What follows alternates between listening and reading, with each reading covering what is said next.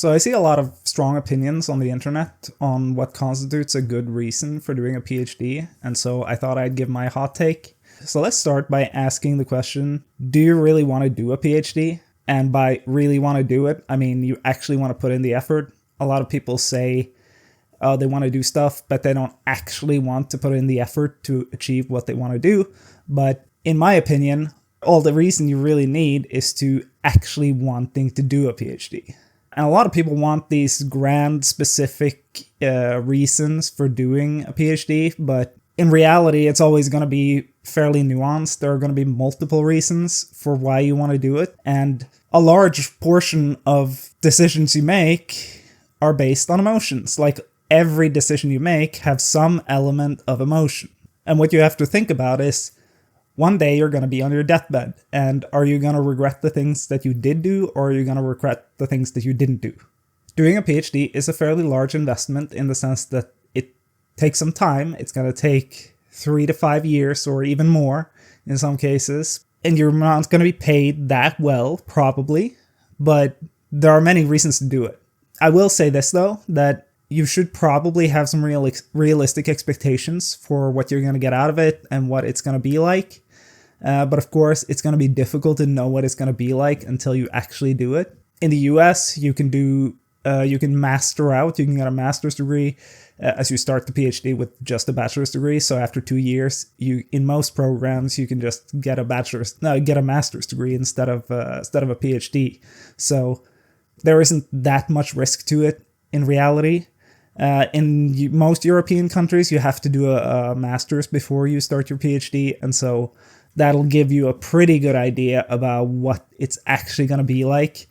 Your day-to-day life during your research part of your master's degree is going to be pretty similar to what a PhD is going to be like, at least in my experience.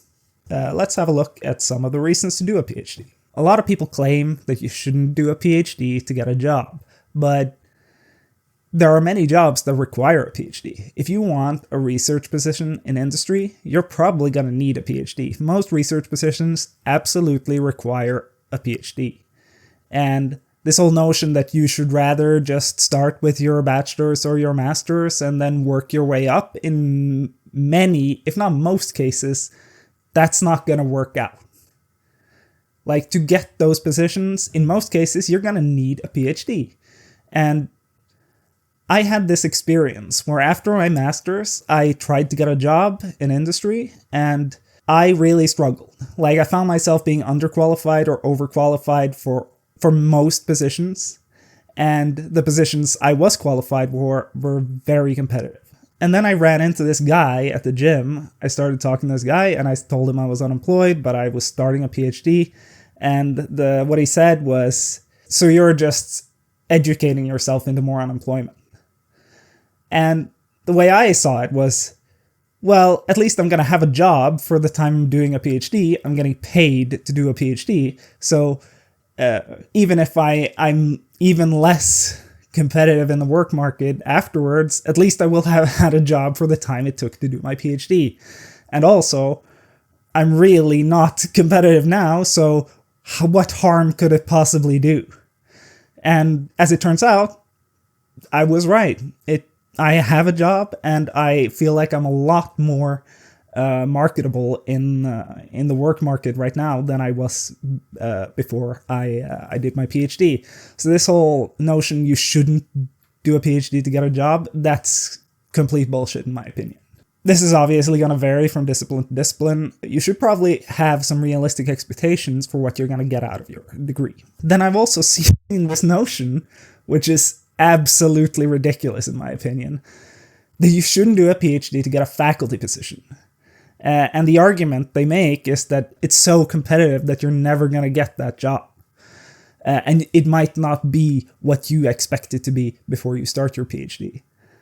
But this is like saying you shouldn't even try. You shouldn't even try to do what you want to do because it might not work out. Of course, you should probably have a backup plan, because it is quite competitive to get faculty positions, but the statistic I've seen that people use is 1%, less than 1% of PhDs end up in academia, end up in a faculty position.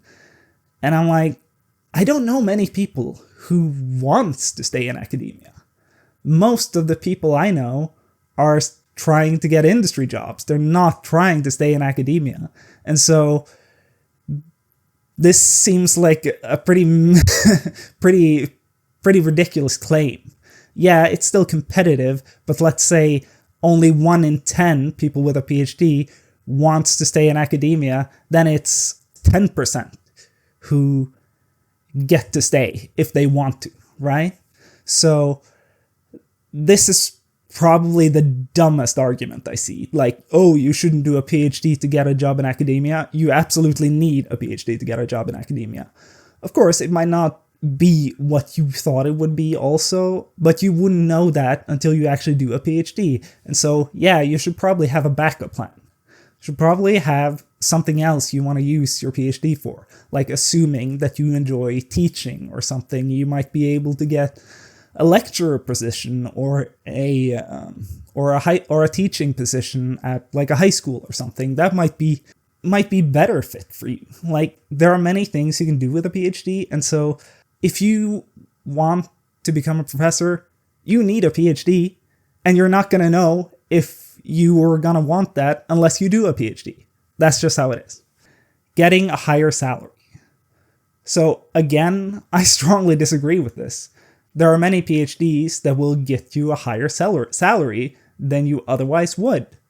For example, I know someone who worked for a chemical company straight out of their bachelor's and got paid $50,000 a year. And then they did their PhD, started their PhD in order to get a higher salary.